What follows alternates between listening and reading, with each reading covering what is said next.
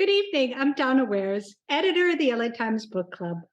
Tonight's special guest is a California novelist and science journalist whose deep research and vast imagination help us envision the future in unexpected ways. In their third science fiction book, Annalee Newitz has created The Terraformers, a sprawling novel set 60,000 years from now on an Earth-like planet called Sask-E. We meet an empathetic environmental Destry, who is inspired by a classic Jimmy Stewart Western. And Annalee Newitz redefines what it means to be a person through memorable characters like Whistle, the flying companion moose, and a sentient passenger train obsessed with gaming. In the acknowledgments, Annalee explains, I wrote this book because I wanted to dream up a more hopeful world. Annalee Newitz grew up in the Orange County planned community of Irvine and now lives in San Francisco. They founded the science fiction website IO9 and later served as editor-in-chief at Gizmodo. The author also writes nonfiction for New Scientist and Wired and other publications and was a 2013 finalist for the Los Angeles Times Book Prize for Science and Technology. This evening, Annalee Newitz will be in conversation with columnist Miranda, who's just back from writing her own book. And now, please join me in welcoming them both to the LA Times Book Club's virtual stage. Welcome, Annalee. Thank you for joining our community book club. Yes, thank you so much for having me. And of course, welcome back, Carolina. It's been a while, and she's always one of our very favorite guest interviewers. So it's good to be back. Just delighted. And I just thought it was really interesting that you both share such an interesting history. Both of you grew up in Irvine, and in the process of reading the book and chatting with you both, I learned that you both went to Irvine High. That we did. It's true. So you weren't in the same class at all. Did you cross paths? I don't think so. Tell us about that time. No, Annalee was a legend before I ever arrived there. We didn't get to intersect, but we had some mutual friends. So I would always heard about the great stuff they were doing and how smart they were. But this is the first time we actually get to really dialogue. Yeah, no, I'm so glad that we get to finally chat and not at Irvine High, which I imagine both of us are very glad to be far away from. Well, I'm curious, and I'll start with Annalee here. Can you talk a little bit about growing up in Irvine, going to Irvine High? Did that shape you in any way as a writer, influence you? I'm sure that it did. I've always thought that Irvine was a pretty science fictional place. It was a completely planned community. So all of the housing tracts that we were in, all of the so-called green belts of natural space were pre-planned. And there were a lot of rules about what was allowed to be developed in Irvine. For example, you couldn't have a large sign on a place of business. So it's, I think, one of the only places in the world where you don't have the golden arches on McDonald's because the Irvine company didn't allow you to do that. And Jean Baudrillard, one of the great postmodern critics, actually wrote an essay about how surreal and hyper-real Irvine is because of that weird pre-planning. It's like being on a Star Trek planet where like they land and like everything is a mall and it's all like pre-designed and very plastic. So I think it definitely got me thinking about weird prefab terraformed spaces, and also all of the kind of dark social forces that lurk beneath it. I mean, Irvine has a lot of social problems that maybe we'll talk about later. Okay, I look forward to it. Carolina, how about you? Did Irvine any influence on your path as a writer? I think it's two things. One, you learn that dystopias in fact do exist. And I think seriously, it's also that behind, that plastic, behind that veneer of planning are also individuals who are doing really interesting things. And so one of the things about the high school that we went to is that it actually had a lot of old hippie teachers who corrupted our minds early on. And it's a lesson that within any system, there's always people within it that are bucking it. And so that is the interesting thing to me about Irvine. Annalee, It's a really good point. Yeah. do you still have family and roots here in Southern California? I know you'll be back for the Festival of Books, but do you spend much time here? I do come down to LA sometimes. For a long time, I kind of had retreated to Northern California, the way people often do when they grow up and they're like, where I came from, I never want to go back. And my parents also left the area. They moved up to Humboldt after they retired. They were both teachers. My mom taught at Villa Park in the city of Orange. Yeah, I mean, I think my connection to it now is largely imaginative. I think of it as a place, a weird science fictional place that I came from. and I have, every time I go back, it's radically different because it's constantly being developed. Well, I want to thank you for signing book plates. So we have a special offer so that anyone who comes to book club can get a signed book through our partner for this evening, which is Diesel Books, and you can get that through Eventbrite, and that always makes it really special to get a special copy from book club night. So thank you very much for doing that. We have had quite a few questions have been coming in from readers as everyone's been reading the Terraformers this month, and we'll share that a little bit later. But now I'm going to step away and turn the helm over to Carolina, and I'll rejoin you both in a little while. Thank you, Donna. So anyway, it is so fun to be here and kind of weird and otherworldly as we reach through like the nerve channels of Irvine High School to talk about futures and other worlds and dystopias and utopias. So anyway, thank you. Thank you for being here tonight. This is super exciting and a little nerve-wracking. I feel nervous. Like, what if our friends are watching and like, I don't know what to do, so.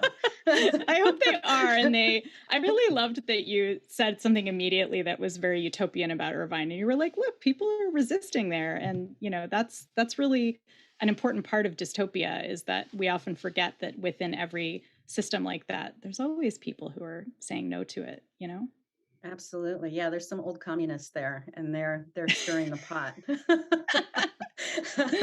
Totally. We both probably studied under them, which is why we're not there. I think so. Yeah. I mean, yeah, there were two teachers at Irvine High, Mr. Barron and Mr. Antnor. Did you study with either of them? They were the old commies. Yeah.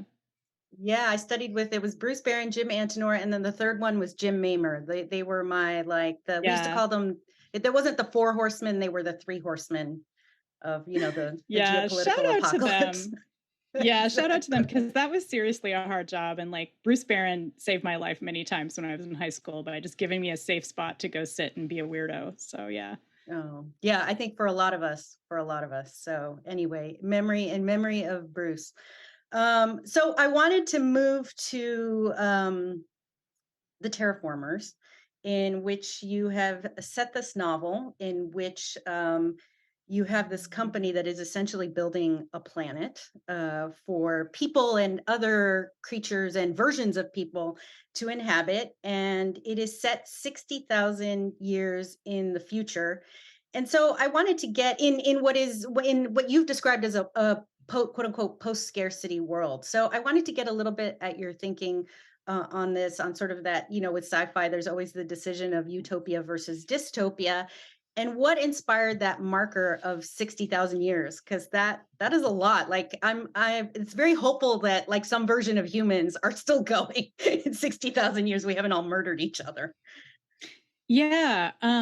Well, I want to start by saying it's definitely not a post-scarcity world. And I think some folks have thought it was, just because it was so far in the future, but it's definitely a world that's full of scarcity, although it's also full of wonders. And I really wanted to set the book that far in the future because I wanted to imagine humanity and our civilization so far from the present that it was basically like entering another world.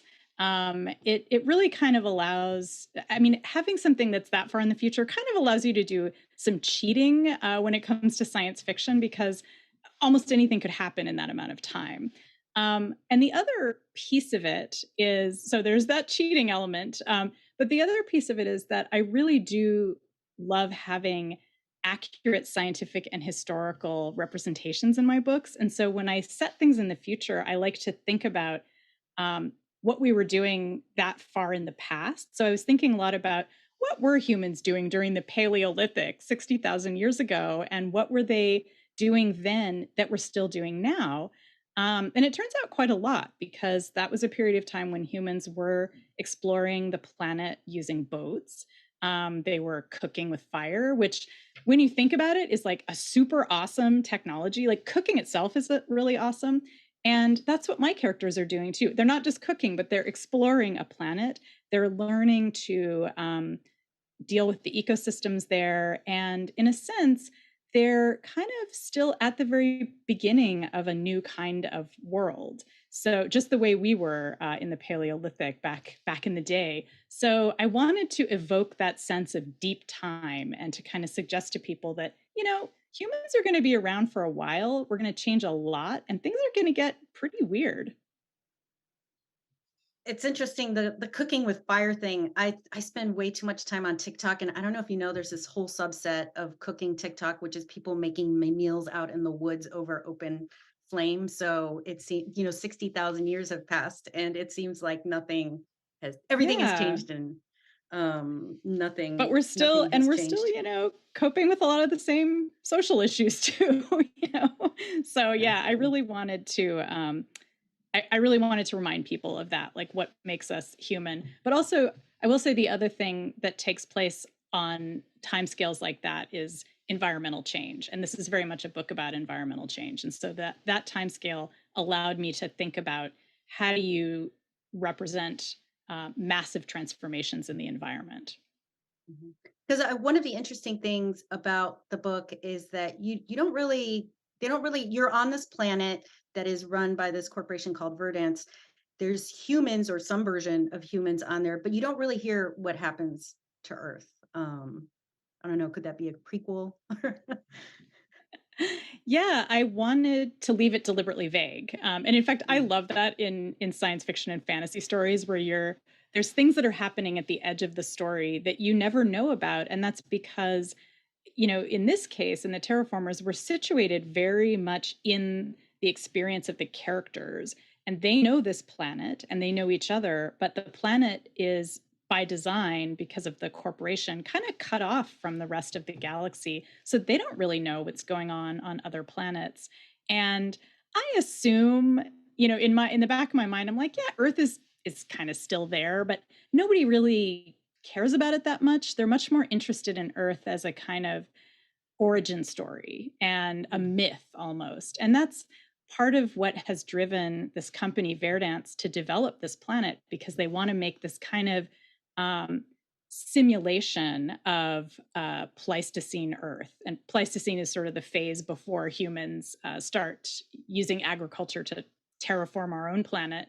And so the idea is, it's almost like a Disneyland type place that evokes old Earth, but isn't Earth. And I feel like at this point in this far future history, people and corporations are much more interested in fake versions of Earth than the real Earth, in the same way that now, like you're describing, like cooking with fire in the woods. Like, we don't really want to live in the woods. Like, we want to go out once in a while and cook with fire, and then go back home and have four walls and a ceiling and electricity and internet and stuff. Most of us. I don't want to speak for everyone, but I think most of us yeah. feel that way. There are those few survivalists out there that'll Sure. that'll Yeah. stick to the fire. I mean, this gets at a very interesting part of your work, which is that you do approach you're a journalist, and you do approach your fiction journalistically. And you mentioned talking to scientists. I was reading some interviews where you talked about interviewing geologists, robotics expert. And so I'd love to get a sense from you, like, what are some of the most captivating things that you learned while researching this book, whether they got into the book or not, and what are some of the weirdest? I mean, you must have had a lot of conversations. I did, and I did learn a lot of weird stuff. Um, Part of my so when I first started researching, I just was trying to build this planet, and I wanted the geology to be realistic, and I particularly wanted to know if you took a planet that was basically a rock with no atmosphere, that was going, it was in orbit around its sun at a distance that could produce a nice climate for Homo sapiens, but it's still just a rock, right? So how fast could you turn it into a planet with like oceans and forests and ecosystems that are Pleistocene level ecosystems? And I talked to a number of different planetary scientists. And I talked to one guy who studies early atmosphere development. And that was what I was really interested in, was like, how do you get a frickin' atmosphere? And he and I kind of debated for a while. And he finally, I like bargained him down to like, all right, you could probably do it in 10,000 years if you had, incredible technologies that we don't have yet, right? We understand the process by which the atmosphere has developed a little bit. We certainly understand what the elements of our atmosphere are right now, but we obviously don't have the ability to like build one with machines. So that all happens off screen in the book, but there has been this 10,000-year process of building the atmosphere. And that was already, part of how I had to have this huge time scale, right? Because this is a real estate development project that takes a really long time. So that was really fun. I also talked to an expert in Venus, in sort of the geology of Venus, because I really wanted this planet to be custom designed. And so I kept asking people, like, if you could design a planet, like, what would you put in and what would you leave out and stuff? And so I wanted her perspective on Venus. And what kept coming up was everybody kept saying, we don't really want to have plate tectonics. Like, if I could build Earth from scratch, like, screw plate tectonics. I know that plate tectonics sound really cool. It's like the crust of the Earth is like moving around on top of this superheated liquefied rock. But what happens in practice, right, especially here in California, is when two of those plates crash together, they cause tsunamis and earthquakes and volcanoes and like really bad stuff. So if you could build a planet, why would you put that in there? So that was actually one of the one of the more interesting things. So indeed, like, that is part of the plot, is that this company has like gone back and forth on whether to have plate tectonics. The other thing that I learned a lot about was moose anatomy. There's a moose character. And so I read a lot. I was going to ask you about moose. I'm so glad you went there. I need to know everything about the moose. Well, and I have so many feelings about moose. Like, I spent a lot of time not doing very scientific research, just watching moose videos on YouTube, people who filmed moose coming into their backyards, inevitably to get into the swimming pool, because moose love to swim. And so I read a lot of back issues of this scientific journal called ALCIS, which is the scientific term for moose. And it's a journal that goes back like to the early 70s or even earlier than that. And it's just about the management of wild moose and moose behavior. And what I really wanted to know was kind of, how do moose play? Like, what do they like to do? I wanted to know things like, how do they sit down? How do they swim? And I found this great article it was from like the early 70s. So, it was some hippie who was just like hanging out for years, getting high, watching moose. And he had gathered so much data about moose behavior. And he talked a lot about how they play and how they like to go in the water and kick up their heels and splash around and act just like a person would, who is full of joy with playing in the water. They can squeeze their nostrils together. They have like muscles in their nose to like squish their noses closed. So that makes it really easy for them to swim. They don't have to do what I do, which is like hold my nose closed. So that was truly delightful, like just getting to be like hanging out in like Moose Town with my research. I feel like we need a Moose YouTube playlist from you as soon as possible. And I'm sure the old Moose hippie lives in Irvine. I'm positive. We could probably go find him there. I think he's up in Canada. A lot of the Oh, moose, well, that would a make lot of sense moose if you want to be near research. Moose. Yeah, it's a lot of it is in like Norway and Sweden and Canada. So those are top moose locations, and Alaska. Alaska is a good moose area. Yeah, see some moose in Wyoming too, where I was born. So we can, but I feel like this could turn into the moose hour. So I should let's move on to the to the next question. I had wanted to. One of the interesting things for me about reading Terraformers is that in many ways, it's kind of the inverse of Four Lost Cities, which is a nonfiction book that you published 2 years ago that examined the disintegration of four major urban centers through history around the world. So like Angkor in Cambodia, and I don't know how it's pronounced. Is it Cahokia? Cahokia. That's right. Yeah. Cahokia in Southern in Illinois. East St. Louis. I realized today that I've read the word a million times. I had never heard it said. So thank you.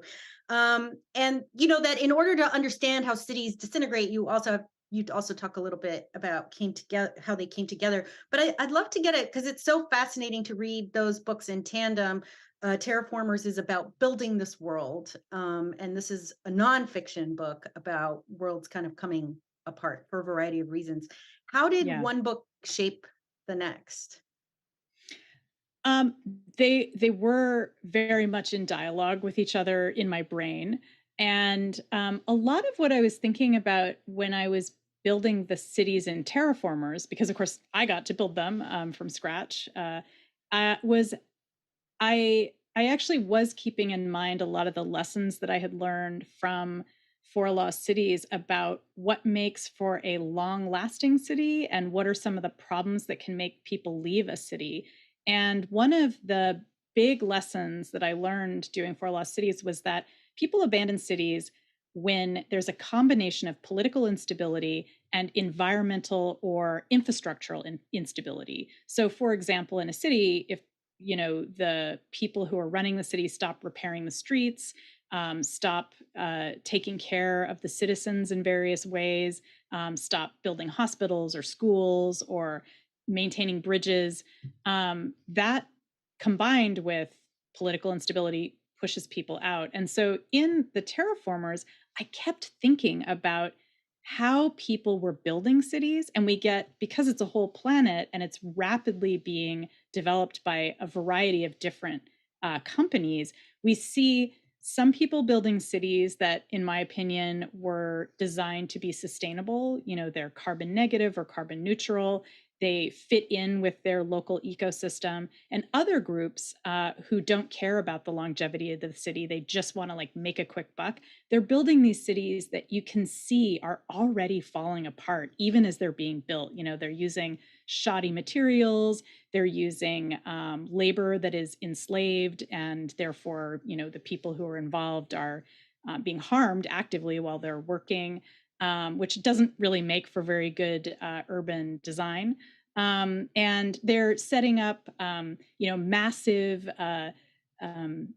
buildings to house rich people and terrible neighborhoods for people that they don't consider to be desirable. And so I really wanted to show people in the Terraformers, alongside all the fun stuff and the adventures that the characters are having, I wanted to walk people through these cities and show how urban design helps to create social conflict and political conflict.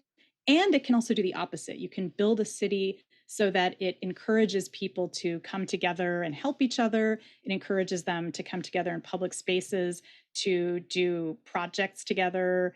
And so we get examples in the book of really nice cities, really bad cities, and then there are some that are in between, where it's there's good things and things that are kind of crappy about them, just like real life cities. Yeah, and battles over public transit. So that's a huge part of the book. But in a really kind of out there way, which is really interesting. I wanted to turn to the character who opens the book, who is a character named Destry, who's this environmental ranger. One of the interesting things about the books is this concept that you would have these rangers that are almost like an environment police. You know, that they're there to make sure that everything is in balance and that nature is doing what it's supposed to be doing. And as Donna mentioned earlier, Destry is a character who was named after a Jimmy Stewart picture. And Mhm. so I wanted to understand a little bit about what specifically inspired you to name Destry after the Jimmy Stewart picture, but also in the book, are you playing with the idea of the Western and, either as inspiration or subversion, like that idea of exploration and expansion? Anyway. Yeah, all of the above. So yes to everything. So I think of the character Destry and her colleagues in the environmental rescue team kind of as anti-police. They're more like first responders or environmental engineers. They're definitely not there to to arrest people or to impose laws. They if there's any law that they care about, it's just the law of keeping environmental systems in balance. And certainly if someone is rampantly destroying the environment, they're going to stop them. But that's not really the focus of their work. And I really wanted to bring in the flavor of a Western, partly by calling on this pretty famous movie, Destry Rides Again. And I really love that Western, particularly the 1930s version, because it's kind of an anti-Western Western. It's all about a sharpshooter who hates guns. And he gives all these speeches in the movie that are just these beautiful anti-gun speeches. And he's like, no, we should not have guns in the West. We shouldn't be arming people. This is terrible. This is destructive. Like these towns that are run by bad guys, it's because of guns. And he really doesn't want to use his gun. And I love that so much.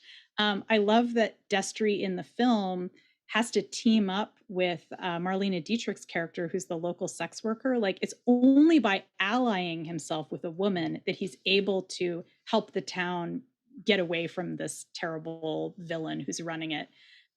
So I love the spirit of the anti-Western Western. If I say that 6 times fast, it's going to sound silly, but the Terraformers is definitely intended to be an anti-imperialist story about colonization. And it's very much about how building a colony on another world brings up all of the same issues that we've dealt with, especially here in California, but of course throughout the United States, where you have waves of people coming in, stealing land from each other, abusing each other, going to war with each other over this land, and like what kind of cultures come out of that. And all of that stuff is happening in the Terraformers, but it's of course in this very different futuristic world where the technologies are different and where the people who come to the planet are very different kinds of they come from very different kinds of communities. And of course, they're not all human. I mean, a lot of the major characters are like robots. There's a character who is a sentient flying train, who's part of the public transit infrastructure. There's naked mole rats. There's a flying cyborg cow who I really like, probably came from Irvine at some point. So yeah, I wanted to evoke an idea of the West and then just turn it upside down and say like, but what if all the things that happened in the West happened completely differently? Mm-hmm. I think the idea of Destry is a particularly poignant one, I think, this week, given what just happened in Nashville, this idea of like that we are this culture too riven by guns. Yeah. As someone who grew up in the West, what do you think major narratives? This idea of the anti-Western Western is really interesting to me. So what do you think these narratives of the West frequently get wrong? What do you think is the major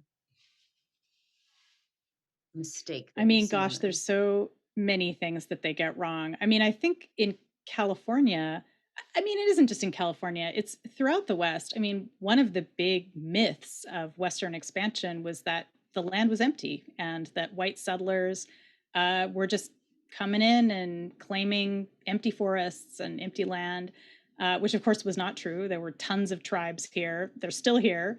And so I think that's kind of the big mistake, is attempting to erase the civilization that was already here and pretend as if it never existed or that it naturally went extinct.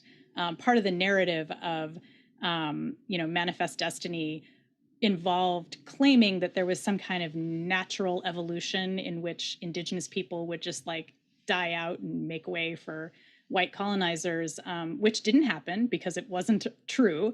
And so that's a major thing. And that's, the Terraformers is not a book that's trying to rehash the Indian Wars, but it is about groups who have different claims to the land and want to treat the land very differently, and how they engage in conflicts over the land specifically. So I think what draws me to kind of evoke the history of the West is partly the fact that in the West, the land has been involved in questions of sovereignty, questions of politics, questions of identity. It all gets wrapped up together. And it results in a culture where you have a tremendous amount of mixing going on, cultural mixing, but then also just all of this amnesia about how that mixing came about. And one of the big themes in the Terraformers is the way that these powerful corporations try to behave as if nothing is wrong, and behave as if the way they treat their workers, who are, because this is the future, they can build their workers and therefore they own them. So they build their own slave workforce. And they just try to pretend like that's totally fine and that doesn't affect the world in any way. And my characters, who are all members of the group that have been built, they're working really hard to change that and to make sure that they're seen and that they have a voice in what happens to the planet. Mm-hmm. I think what you're saying really makes me think about Joan Didion's Where I Was From, in which she really catalogs the way in which Western expansion was not this rugged individualism, but in fact a concerted effort that was subsidized by the US government with a lot of money and land and support in the creation of, for example, water infrastructure. And I think one of the interesting parallels in the Terraformers is that this is this very intentional creation of a settlement, not in this case by a government, but by a corporation. And that settlement doesn't just happen. Yeah, it doesn't. And in fact, a lot of the settlement of the West, particularly in Canada, was done by corporations. Corporations working hand in hand with governments, but it's all too common. And I really wanted to give people a way of thinking through what had happened on Earth and imagining a different pathway through it. This is not a super happy book. Like, it's not like, oh, everything turned out great and like no one was hurt and no one's land was stolen from them. In fact, a lot of the conflicts in the book are about, for example, treaties over the land. There's a water rights treaty that's at the center of the book that keeps returning to bite everyone in the ass. But I do believe in a kind of telling a story that has, I often call it like difficult hope. It's a hopeful story. The characters do prevail in many ways, but they're in a system that's stacked against them.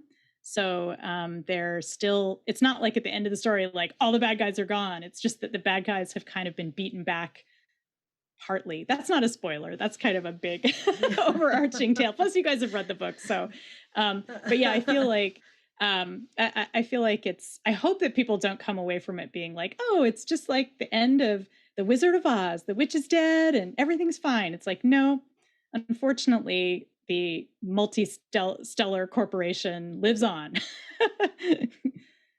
Exactly. Yeah, the corporations, I guess, will outlive us all. Yeah. That brings me to the idea of the one of the interesting things about the novel is that it is not this one continuous time frame with this one continuous set of characters. It occurs in three, for those who haven't read the book, in three major sections that take place over very different periods of time, like sometimes hundreds of years have elapsed. And so why was that important to you to not just kind of zero in on one particular narrative? Yeah, it's a really good question. And it is a somewhat odd structure, but I was thinking a lot about multi-generational epics. I love stories where we meet one generation and then we skip ahead and we like see what the next generation does and so on. And so this is a book about three different generations of terraformers, people who are living on this planet and either helping to build it up or just inhabiting it as residents. And so the first section is called Settlers, and it's all about these very Destry and her friends who are owned by the company and are being tasked with making the ecosystems as realistic as possible for people who want to buy into this synthetic Earth. Then the second section is all about building cities and public transit. So we meet a whole new cast of characters, but they're connected to the previous cast because one of them was mentored by Destry, and one of them is just a character who lived for a really long time and kind of shows up in both sections. And then by the time we get to the third section, which is all about gentrification in space, Yeah. we're like looking at cities that are very well developed and well lived in, and now new people are coming in and pushing out the original residents. And that's also kind of a California story. I feel like that was strongly influenced by my life here in San Francisco and California more generally. Yeah. I mean, in LA, I don't think there's a major city in the United States that isn't dealing with issues of gentrification. It's like True. Yeah. It's a widespread phenomenon. Mexico City dealing with Americans, Puerto Rico with Americans. It's such a common Yeah. phenomenon. Yes, all throughout the Americas. I wanted to all throughout the Americas, exactly. I wanted to get a little bit into your influences. You have these human and other creatures in the novel that aren't born through natural birth, but instead are created, and you describe them as being decanted, which struck me as a reference to Aldous Huxley and his famous Brave New World. In fact, you have a chapter titled Decanting. And I always loved in Brave New World, I love the use of that word because decanting is usually a word we use for wine. And so the idea of like the decanting of a creature, of a human, just struck me as so funny. Like there was just something very funny about it. So I was glad to see it there. But I just wanted to talk to you a little bit about what other writers have been formative to you as a writer of fiction, and I think specifically for this book. I mean broadly, but also for this book. Yeah, for sure. So I was thinking for sure about Brave New World because, of course, it's a book about genetically engineering people to have different levels of intelligence, which is a big theme in Terraformers. I think in terms of books about terraforming, one of my really big influences on this book was Octavia Butler's trilogy, which is, I think it was originally called Xenogenesis, and now it's marketed under the title Lilith's Brood. And it's a story about, it's set in kind of the near future of when the book was written. So it's still, I think it's in the 80s or 90s. And humans have like just nuked themselves into like a terrible position. There's very few people left. And these aliens come around and they're like, hey, this is a great planet. We're going to turn it into a spaceship, a sentient spaceship. And so these aliens, the Onkali, are transforming our planet, which has been nuked horribly, into this beautiful living spaceship. And at the same time, they are merging genetically with human beings. And nobody writes about the process of colonization better than Octavia Butler, in my opinion, in science fiction. And she captures the nuances of what it means to meet this group of aliens who actually seem much more like they've made tremendous cultural progress compared to humans. They seem peaceful, they seem kind of awesome, but they're also absorbing humans. They're sort of erasing humans and erasing our planet. And I love that tension. And I just love all of the environmental technology in that book. All of the technology is biological and environmental. And so I was thinking a lot about that book.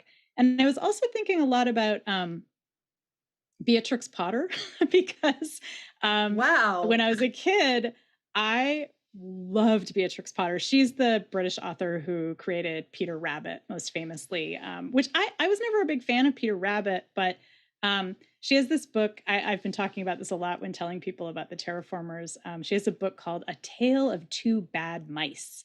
And it's about these mice who get really pissed off because they live in a house where the humans have filled their dollhouse with all these fancy things, even though the dolls aren't even alive. And these mice need blankets. They need a crib for their baby. They need food. And they're just like, what the heck? And so the mice like go sneak into the dollhouse and they just like smash everything and steal a bunch of stuff.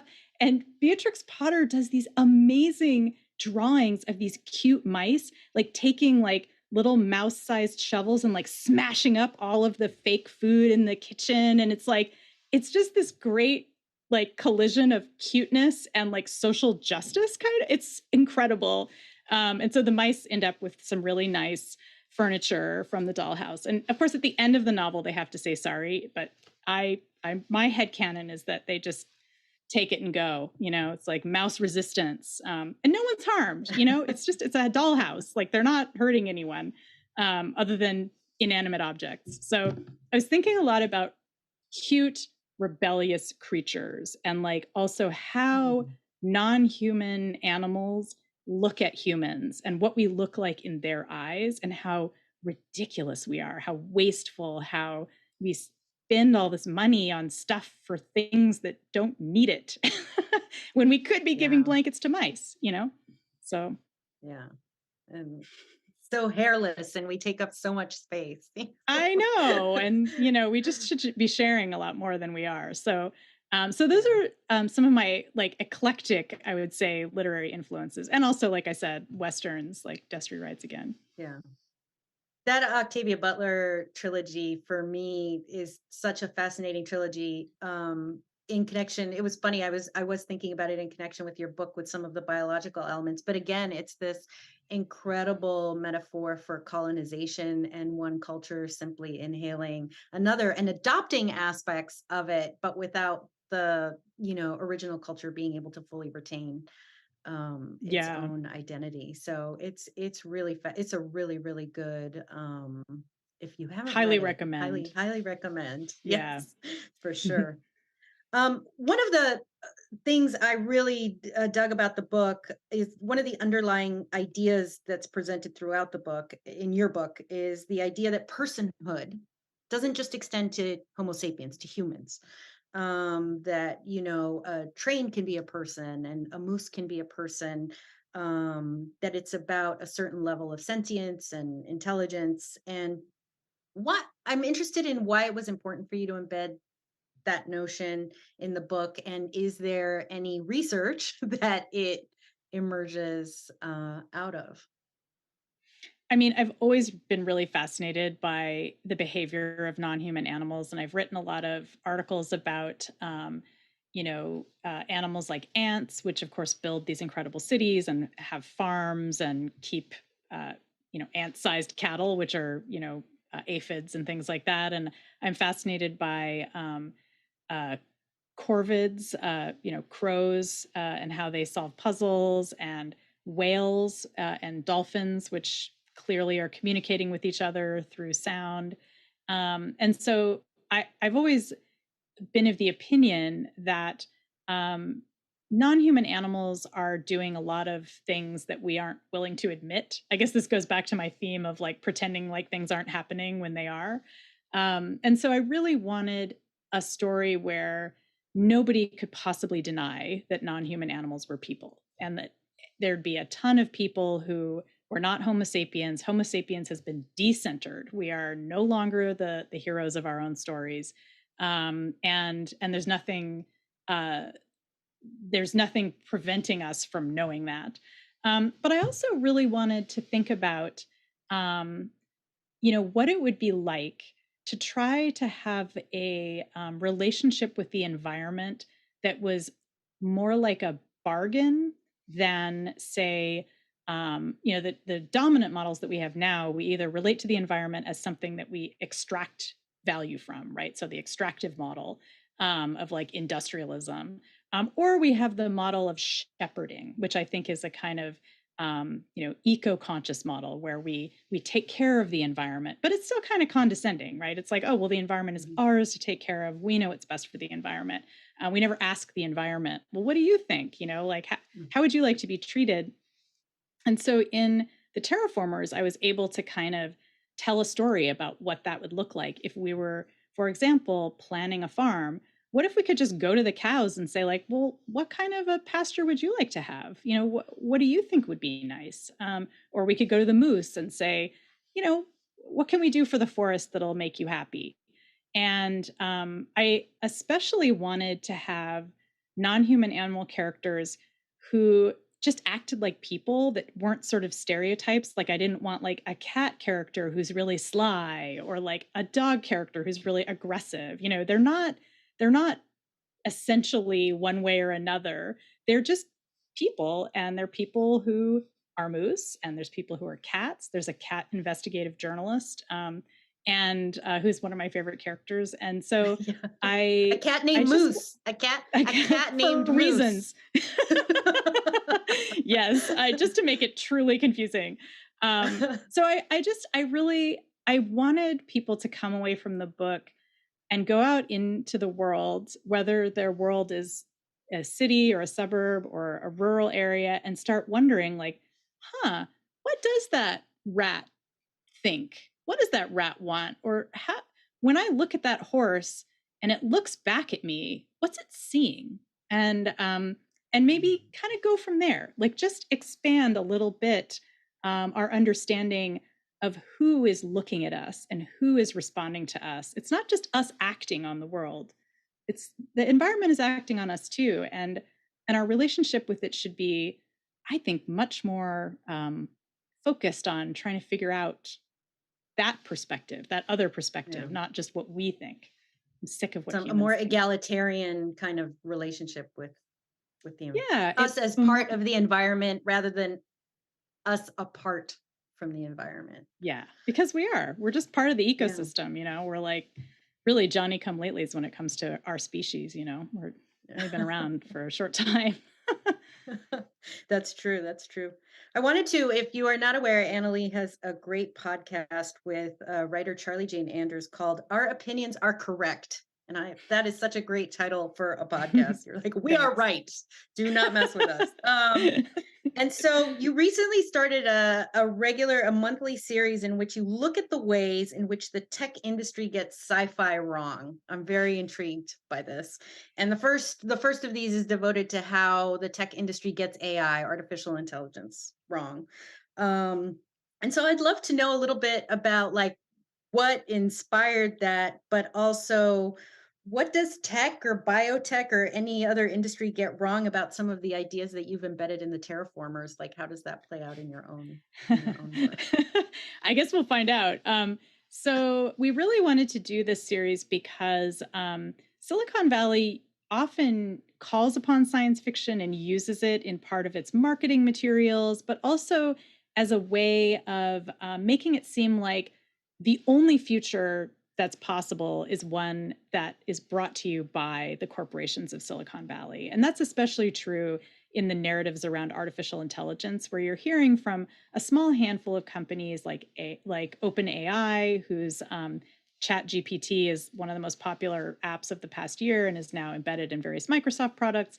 But there's other companies too that are developing these kind of generative models that chat with you or that draw pictures for you. And the narrative that Silicon Valley is playing with as they release these products is basically a kind of Terminator narrative, or maybe something from the Matrix, where these machines are going to like take over. And so we need to trust Silicon Valley companies to like keep these technologies in check. And like, these are like the greatest, most world-changing technologies ever. It's just not clear that they are. And if you look at how science fiction has actually treated artificial intelligence, it's not really in this mode at all. Contemporary science fiction, like not science fiction from the last century, really looks at the possibility that artificial intelligence will become a new class of enslaved beings who will be, marginalized and abused. And that's what I love about the Murderbot series by Martha Wells. This is, something that she deals with a lot. And there's a lot of writers now that are really questioning this narrative of like the idea that AI is this like superpower thing that we need to fight against. And instead, maybe what we need to be doing is thinking about how we can, avoid creating a new enslaved class of workers. Like maybe the last time we did that, it was a really super horrible, immoral, bad thing. So that was kind of there's a whole bunch of other stuff that we talked about, but I think one of the things that I'm getting at in the Terraformers is really that same issue of imagining that when we create artificial life, whether it's synthetic biology, whether it's brains in a box, some kind of server room that becomes sentient in some way, these are not going to be creatures that have power. These are going to be creatures who are owned by corporations. They're owned by governments. Their thoughts are going to be strongly limited and controlled. And it's not, I think this whole idea that we're going to create a super intelligence that's going to like save the world, which is definitely one of the things that Silicon Valley wants you to think. I just don't see how that fits into how humans have typically gone about their business. So I really hope that, people will think more carefully about how science fiction is not about just telling one story where like there's a bad robot and we have to eliminate it. Science fiction tends to be pretty nuanced and to be showing us that there are many possible outcomes and many implications of what we're doing as we head into the future. And I think that's one of the big things that corporations get wrong. Tech companies, biotech companies, they get really fixated on one vision of the future. And they're like, look, this sci-fi story like had a tricorder in it one time. That just proves that like I'm on the path to the future. And it's like, are you? Like, whose future? Like who's going to benefit from this? Like, are we thinking about people anywhere but Silicon Valley? Oh, we're not. So yeah, I mean, I think we live in a time where science fiction is inspiring a lot of our business, and it gets, it just becomes a kind of window dressing on same old kind of shilling for public relations. It's like some very good public relations. Yeah, it just becomes like a myth. Yeah. Yeah. So we are unfortunately hitting the end of our time, but I wanted to get one more question in before I turn things over to Donna. And we got to go back to Irvine here. I'm just going to grill you on this. Irvine, by the way, materializes in a major way in, I think it's your second novel, The Future of Another Timeline, which involves time travel, a body in Woodbridge Lake, Noel Wood's cheese fries. If you know, you know. But I wanted to know, I know you don't get down to Irvine all the time, but what is the Annalee Newitz essential Irvine? Like, what are the spots that you would recommend? I think essential Irvine. Well, I mean, I grew up in Deerfield, which is just a housing tract, which is right next to Woodbridge, which has the big lake. So that's, I guess, essential to wander around. If you go to Deerfield Elementary School, you'll see the origin of my consciousness. My favorite place to go in Irvine was always Mason Park, which is an area near UC Irvine. It's a big, beautiful park. It also has an artificial lake that's quite lovely. And when I was a kid, there was a very dangerous playground for kids. It was so awesome. It was like a jungle gym that was built out of giant plastic, like they're like buckyballs almost. And they were just stuck together, and you could go inside and climb around in these transparent buckyball structures. And like I said, I'm sure it was terribly dangerous. It's long gone, but it looked like a giant molecule or just something crazy and science fictional. And it really shaped my understanding of like what the built environment could be. So check out Mason Park, go feed the ducks, say hi to the animals. I think people underestimate how weird early Irvine was. Irvine is shinier now, but actually in the late 1960s there was a commune in Irvine, which is something a lot of people don't know. So all those acid it was a hang farm. out in Laguna Canyon. Yeah, it was farmland, and it's actually parts of it are quite beautiful. It's a very weird place. Yeah, so for sure. Well, anyway, thank you so much. I really truly appreciate it. This has been such a fun convo, and I feel like I could just keep going, but I should turn things over to Donna, because I feel like there are probably some reader questions that we have filtering through. Well, thank you both. And yes, we do have some reader questions, and we can kind of do it as a lightning round. We'll just sort of zip through them so I can get through a few of them. All right. We'll do them kind of quick so we can get a few. And the first question comes from David Beard, and he would like to know, were there any real life events that occurred while framing and writing the book that made you adjust it? Yes, the pandemic happened right after I started working on it. And like everyone, I was feeling sad and scared and lonely. And I was working on the first section of the book, and I was like, you know what? I really want this moose to fly, because it's just going to make me feel happy. And so I added flight to this character. And in fact, a lot of the characters in the book wound up flying. And it's purely because imagining riding on a flying moose just took me out of the misery of dealing with the pandemic. And so you got some really weird stuff in this book purely because I needed comfort. Okay, so it's definitely the moose hour. And our reader, Linda Harrison, wants to know, says, you had me at companion moose. It's such a great choice, but why moose? Why not a companion caribou or something else?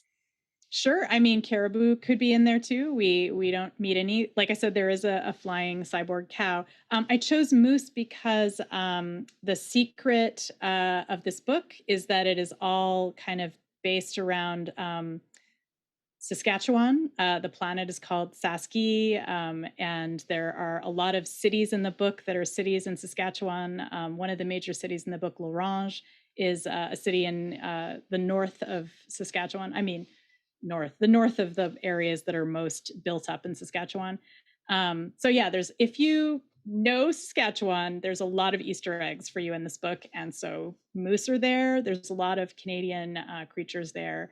Thank you. Martha Sutter wants to know, what's the hardest part about writing science fiction? Good question. I think that the hardest part is building everything from scratch. So I've, especially if you're doing something like the Terraformers, where you're building an entire planet and an entire population and all the cities and all the backstory,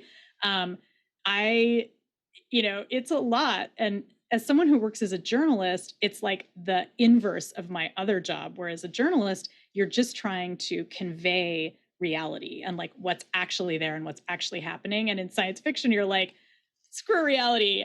Everything that's happening, I pulled it out of my butt. And, hopefully I extracted it in a very lovely aesthetic way. And it isn't just like on the page, but that is what's hard. And when I'm writing, I actually keep like a list of things that I'm inventing so that I can make sure that continuity works. So, yeah. Thank you. Angeal Stone would like to know, who's your current favorite author? Oh gosh. I don't really have a current favorite author. I did just read a couple of books that I really like that I could recommend by authors who I really enjoy. I just read Aliette de Board's new book, which is called The Red Scholar. And it's about a spaceship having a romance with an engineer. And it's fantastic. I also really would recommend, if you like adventure stories, I just read Mia Tsai's book, Bitter Medicine, which is a spy story about the Fae who have medical powers. So it's like a medical thriller romance with Fae and like international espionage. It is so good. Bitter Medicine. It just came out. So. Well, thank you. Those sound great. And our final reader question comes from Roberta McGuire. And this is a variation of a question that we love to ask at book club. Roberta's question is, what did you read as a child? But then I'm also going to put this to both of you, because I'd like to ask you to talk about what you read as a child, but also what kind of reader were you as a child? We always talk about book club. So we'll start with Annalee. What did you read as a child, and what kind of reader were you? I was a super voracious reader. I went to the library all the time in Irvine, where I grew up. And I discovered science fiction thanks to a librarian, actually, at the local library, who had put out a little shelf of science fiction books. And I was like, what is this science fiction thing? And I was like, probably 10. And I read a book of short stories that was edited by Robert Silverberg, who later became one of my favorite writers as a teenager. And it was called Mutants. And it just blew my mind. And then I went on to read Ray Bradbury's books, which also blew my mind. So I was always reading. Like, I never didn't have a book. I would just, when I'd fill my backpack with stuff, one thing that was in there was always whatever book I was reading at the time. So I was totally maniacal. Carolina, how about you? Did you spend a lot of time at the Irvine Library? Oh, yeah. I mean, wherever we were living, I was a fan of the library. The same, I would check out like the max number of books and like pile through them. I think in terms of formative books, one book that was really formative to me as a kid and that my mom used to read to us a lot as children, and then I read again on my own, was Antoine de Saint-Exupéry's The Little Prince. You know, that kind of fantastical idea of this guileless figure who traveled these worlds and was just interested in whatever planet he landed on. That was amazing to me. And then I think the other book that was really formative is my parents. I don't know how it ended up at our house. We had a comic book version of Miguel de Cervantes's Don Quixote. And it was like, and to some degree, like Amazing. I see echoes of The Little Prince in it, because it's the story of this adventurer and his sidekick that are going out into the world. And Don Quixote is like a very funny, absurdist book, you know, that makes fun of all of those chivalry novels. And I remember I used to read that comic book over and over again, and I have no idea where it emerged from or what happened to it, but very important. That's so awesome. Annalee, I'm curious, what's next for you? Do you have another book in the works? I do. I've just finished my next nonfiction book, which is also coming out with Norton, which published Four Lost Cities. And it's a book that is it's about psychological warfare and culture war in the United States and kind of the relationship between the two.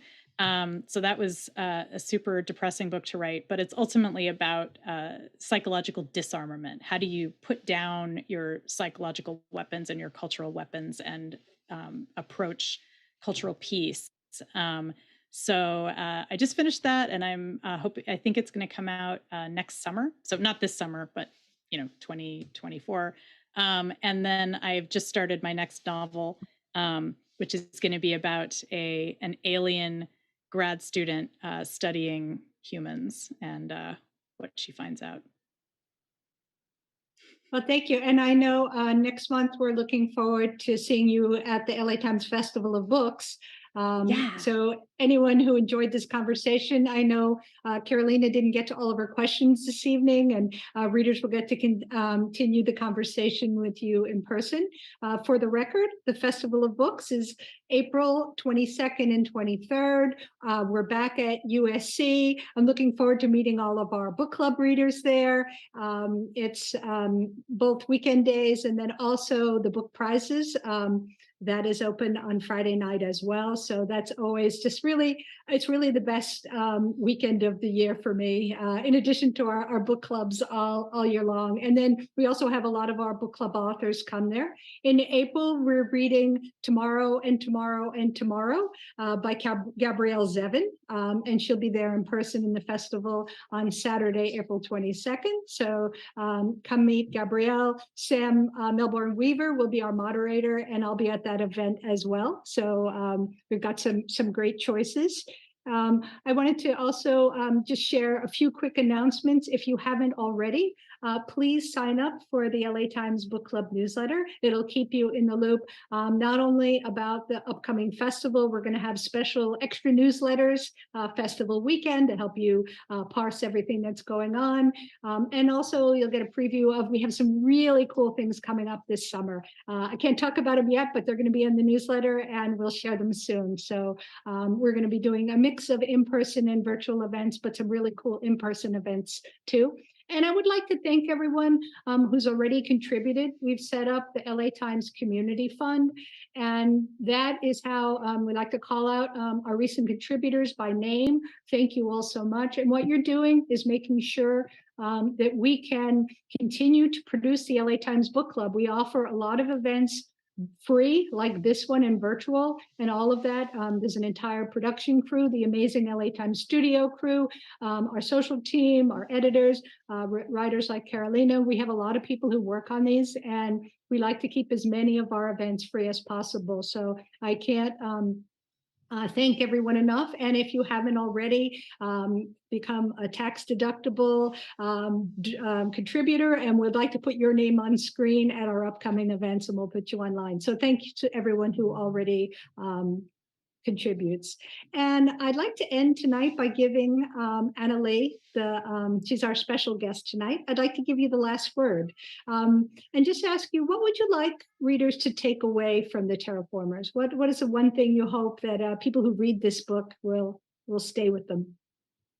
I mean, what I really hope is that that people have fun reading it, that it helps them escape, and because I think we all sometimes need an escape from sadness or boredom, but also I hope that it gives people a sense of hope that we are going to survive as a species, and we're going to get better at communicating with other species, and we're going to learn how to live sort of in harmony with the environment. And so yeah, have a good time and feel a little bit better afterwards. That's like my main hope for what all my work can do for people. Well, I just want to say thank you, Annalee, and thank you, Carolina, for just a wonderful conversation. Yeah, so much for fun. Having me. Yeah, thank you again. I got to meet you recently at the Tucson Festival of Books, and tonight's a pleasure, and I look forward to seeing you at USC at the Festival of Books. And I also want to thank all of our readers for joining us and sharing questions. And thank you both. Good night, everyone. Yeah, thank you. Thanks, Carolina. Thank you.